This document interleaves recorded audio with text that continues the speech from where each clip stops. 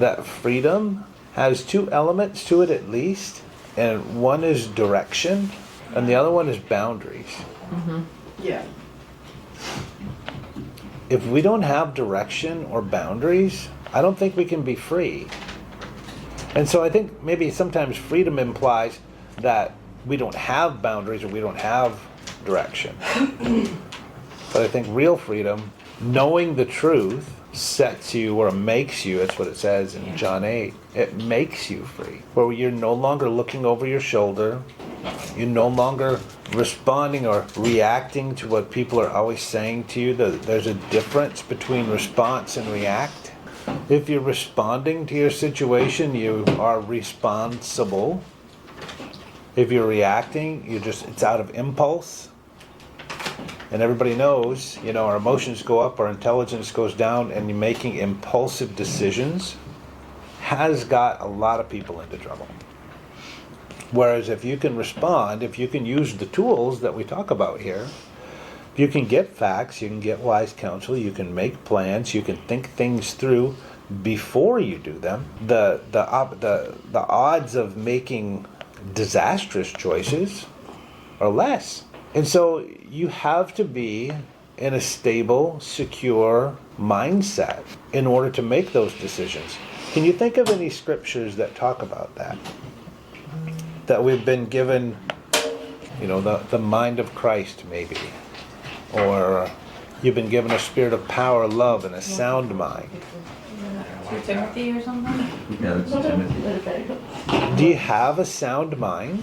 I do now. I do. Yeah.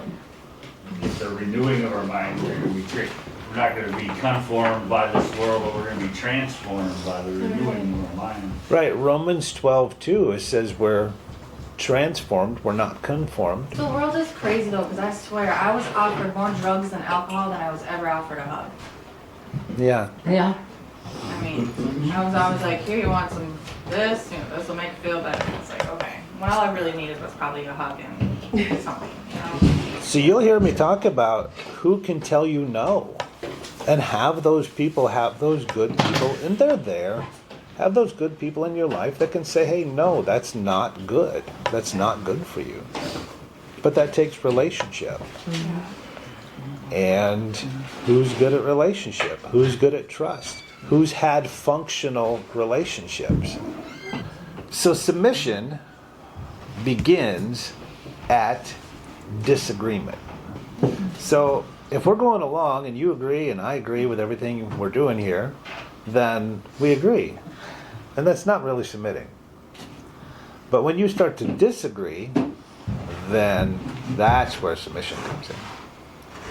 And if we're going to submit, there needs to be relationship.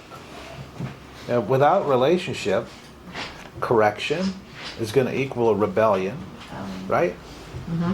And so submission begins with disagreement. God has set this up where he puts people in our lives that can tell us, no, you don't have to listen. But when you're living your own life and God says do something, you can also not do that. And it's much easier to ignore him than it is to follow him.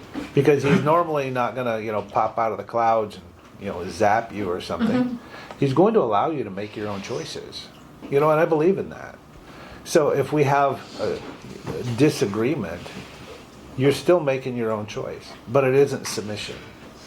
And so you submit or get under a mission because somebody else has seen something further than you see. And what most often happens is the person doing the submitting doesn't understand what's going on, or why you would say that, or why would you do that. And so if you remember Sarah's testimony, she said, I decided to do whatever Angie told me, whether she agreed with it or not, because Angie wasn't going to do anything to hurt her. And so she submitted. Look how that worked out. I think it's working, right? Mm-hmm. And it isn't, you submit up to the point you can handle these things yourself. Now, we use drugs because we can't regulate our thoughts and emotions, right? And if you can regulate your thoughts and your emotions, you'll make better decisions and have better outcomes. I mean, would you agree with that? That if you make better decisions, you'll get better outcomes. There's not very many impulsive decisions that people make that work out, especially in a using career. And then mistakes compound. That means they add on top of one another, and they get worse and worse. Where the Spirit of the Lord is, there's freedom. So I don't have to control or try to control people, places, and things or circumstances. I can trust God. I know that this is not going to work out for my demise, right? This is going to work out for my good if I trust God. So I need to be convinced, you need to be convinced that faith, somebody's got the t-shirt, faith over fear. So we need to be convinced that my faith, I know what's going to happen. I know where I'm going. Because isn't that what John 8:32 said? Is that you'll know the truth and the truth will make you free? Mm-hmm. And so if you're living in that liberty, in that freedom, there is nothing to fear. God even says that. If God is for you, who can be against you? There's nothing to fear. So you have the choice. Now, why would we choose fear instead of faith? Be more comfortable. Why is it more comfortable? I've had more time with fear than faith. We've had more time with it? I'll give you the answer. We believe that's who we are.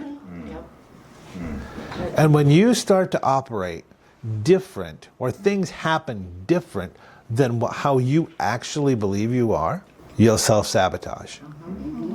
So that you can go back down to where you're comfortable, what you're used to, what you've always had. If you don't believe you're worthwhile, if you don't believe in your value, you'll settle. And we'll keep settling until we get too far down. Then we'll be like, this isn't good. So then you'll go to treatment. Or you'll go get help. And then you'll get back into that comfort zone and then be like, okay. And what that's reminiscent of is the children of Israel in the wilderness. They came out of slavery. They went into the wilderness. They were supposed to go to a promised land, but because how they saw themselves, it says they saw themselves as grasshoppers. So that's how they saw themselves.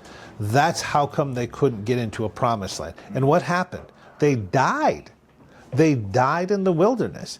You can die having all the function, having all the ability to do something, but just stay in the wilderness because of what you believe about yourself.